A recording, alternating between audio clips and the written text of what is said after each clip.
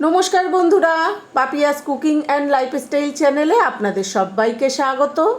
আশা করি আপনারা সবাই খুব ভালোই আছেন। আজকে আমি দেশি আমড়ার চাটনি রান্না করে দেখাবো আপনাদেরকে।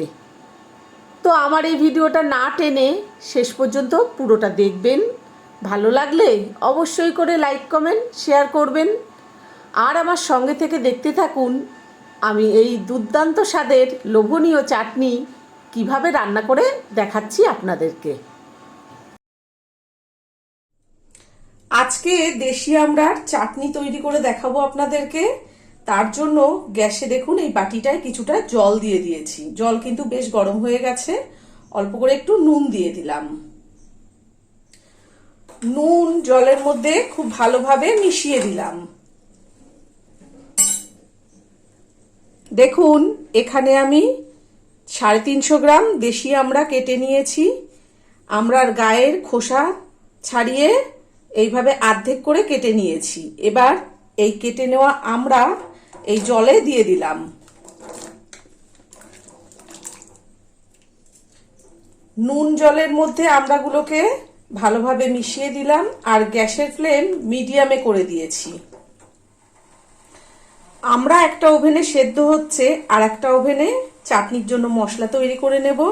তার জন্য দেখুন এই চামচের 1 চামচ পাঁচফোড়ন নিয়েছি, হাফ চামচ সাদা জিরে নিয়েছি আর হাফ চামচ থেকে একটু বেশি মৌরি নিয়েছি, একটা গোটা শুকনো লঙ্কা। গ্যাসের ফ্লেম লোতে রেখে মশলা ভেজে নেব। যতক্ষণ না পর্যন্ত মশলা থেকে সুন্দর গন্ধ বেরোচ্ছে ততক্ষণ ভেজে নেব। আর আপনারা যদি শুকনো লঙ্কা না খেতে চান তাহলে শুকনো লঙ্কাটা বাদ দিয়ে দেবেন।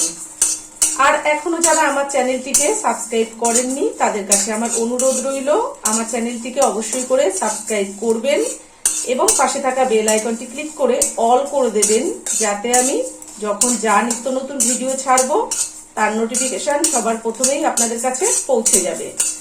দেখুন মশলা কিন্তু আমার ভাজা হয়ে গেছে। মশলার থেকে খুব সুন্দর মশলা ভাজার গন্ধ বেরোচ্ছে। এই পর্যায়ে মশলা নামিয়ে ঠান্ডা করে গুঁড়ো করে নেব। ওদিকে মশলা ভাজতে ভাজতে এদিকে দেখুন আমার কিন্তু আমড়া সেদ্ধ করা হয়ে গেছে।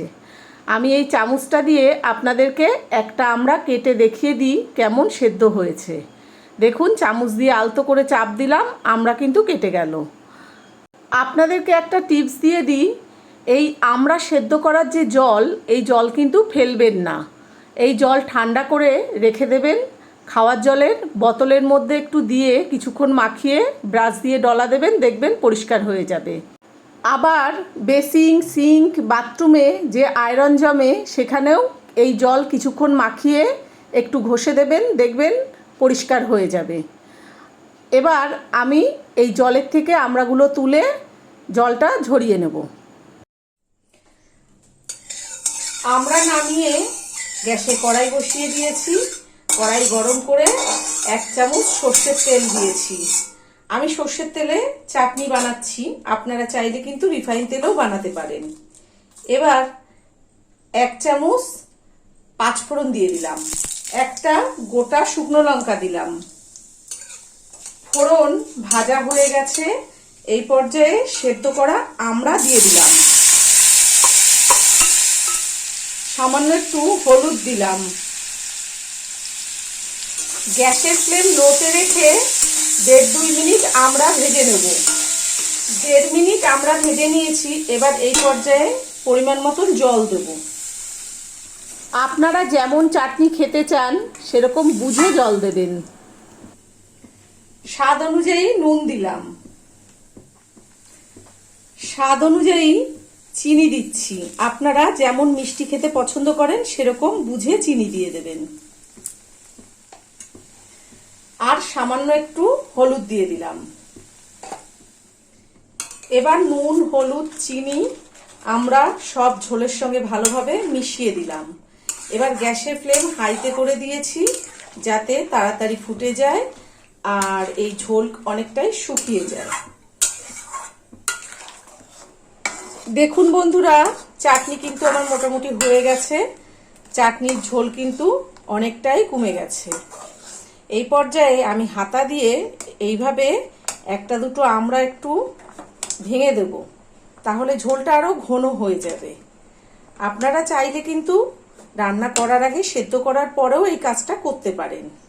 এইভাবে হাতা দিয়ে একটু চেপে দিলে কিছুটা ঝোল ঘন হয়ে যাবে। হাফ চামচ আদা থেতো করে দিয়ে দিলাম। আপনারা চাইলে গ্রেট করেও দিতে পারেন, এখানে কিন্তু বেটে দেবেন না। আদা খুব ভালোভাবে চাটনির সঙ্গে মিশিয়ে দিলাম। আদা চাটনির মধ্যে মিশিয়ে দিয়ে আরো 30-40 সেকেন্ড ফুটিয়ে নিয়েছি, গ্যাসের ফ্লেম লোতে করে দিয়ে।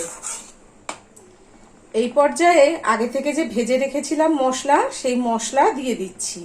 আমি কিন্তু পুরো মশলা দেব না, আমার যতটুকু প্রয়োজন ততটুকু দেব। এখানে আমি 1.5 চামচ মশলা দিয়ে দিলাম। আর বাকি যে মশলাটা রইলো, এই দেখুন, এই মশলা কিন্তু আমি একটা এয়ারটাইট কাচের শিশিরে রেখে দেব, অনেক দিন ভালো থাকবে। পরে যে কোনো চাটনিতে এই মশলা দিয়ে খেতে পারবো। আর দেখুন, মশলা কিন্তু আমি একদম মিহি গুঁড়ো করিনি, হামানদিস্তায় গুঁড়ো করেছি, মানে বুঝতেই পারছেন একটু খিচখিচ রেখেছি। মশলা চাটনির সঙ্গে খুব ভালোভাবে মিশিয়ে দিলাম। দেখুন, মশলা চাটনির সঙ্গে খুব ভালোভাবে মিশিয়ে দিয়েছি, কত সুন্দর কালার হয়েছে।